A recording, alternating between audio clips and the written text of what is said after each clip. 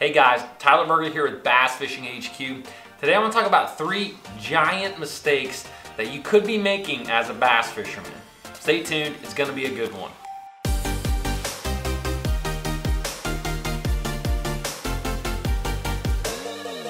So let's get right into this one. I think this is just something that I have seen fishing with a lot of people in the past, having a lot of co-anglers in my boat, fishing with a lot of people, and myself included. I think these are mistakes that every bass fisherman makes from time to time.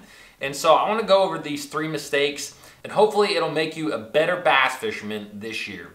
So the first mistake I see a lot of fishermen make is caring too much about color.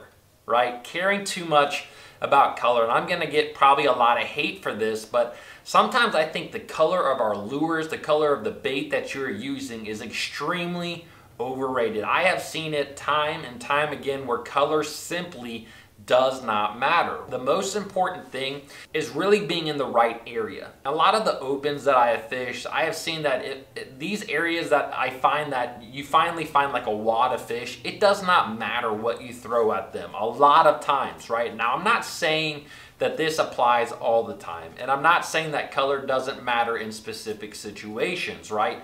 There are times where I've seen color really play a huge role. I've seen glitter really play a huge role that's in your bait, where you have a little bit more of a shine in your baits and that triggers more fish to biting. But what I think most of the time, probably 90% of the time you're fishing and you're out there and you're constantly changing colors, trying to think, oh, they're gonna eat green pumpkin with red flake, or green pumpkin with black flake, or black and blue, or methylate, whatever it may be.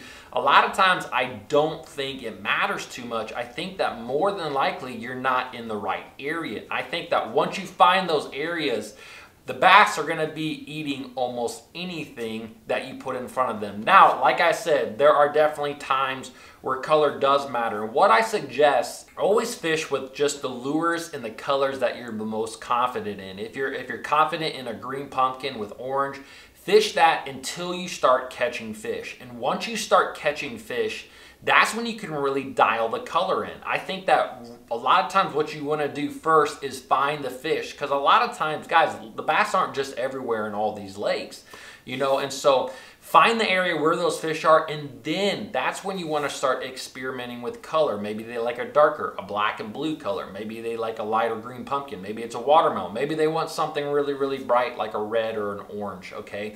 So that is what I'm saying about color. Again, I'm probably going to get a lot of hate about that. Color does matter in situations a lot more times than not. You have to be in the right area, right? The wrong bait in the right area is going to get bit, and that's what I truly do believe.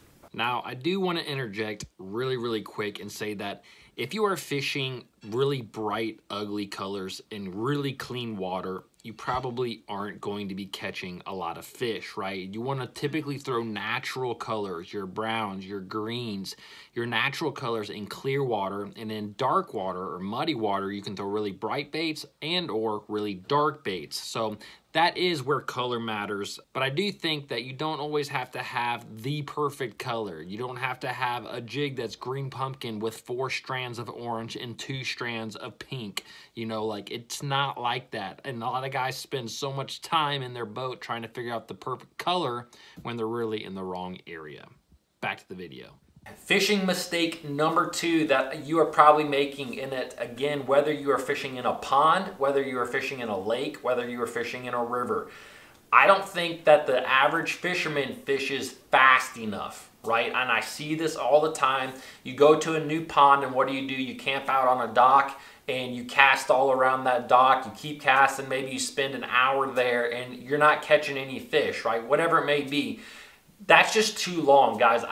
It happens every single time, and this kind of goes back to what I was saying earlier with color. A lot more times than not, you have to be in the right area, and once you get into the right area, you're going to be able to start catching fish a lot faster. It's not that you're throwing the wrong thing. A lot of times, it's being in the right area. And so what I'm saying is that I think if you fish faster through areas with your confident baits, the more area that you cover, the more likely it is that you're going to find that area where all the bass are. Maybe it's a corner of a pond, or maybe it's a certain creek arm on a lake, or maybe you're fishing in an actual creek and it's a certain hole that is holding a lot of bass, guys.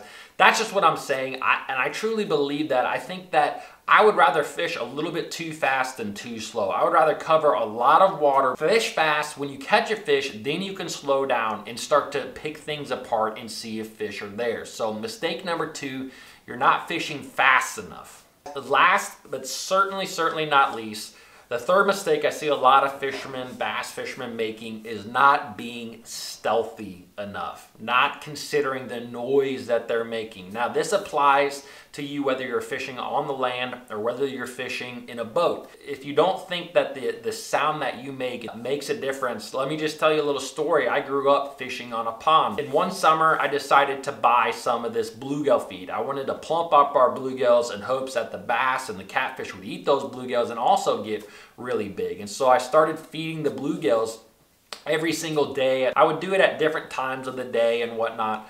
But what I noticed is that I would literally start walking towards the area where I would always feed these fish, right? And I would just start walking and I would see these little wakes coming from everywhere. These wakes that were all these bluegill that could literally hear just my footsteps as I was walking closer to the water.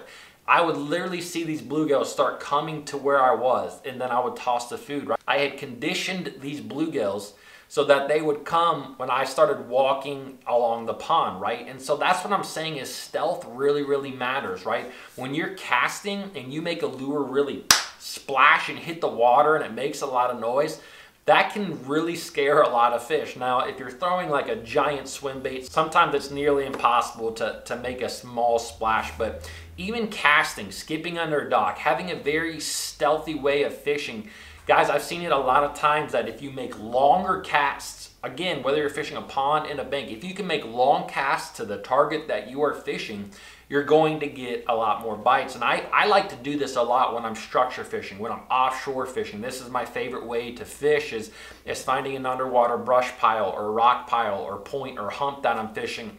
And I really like to creep up on these areas and make the longest cast that I can. I really believe that if you do that, you're gonna start catching a lot more fish in those areas. So guys, stealth.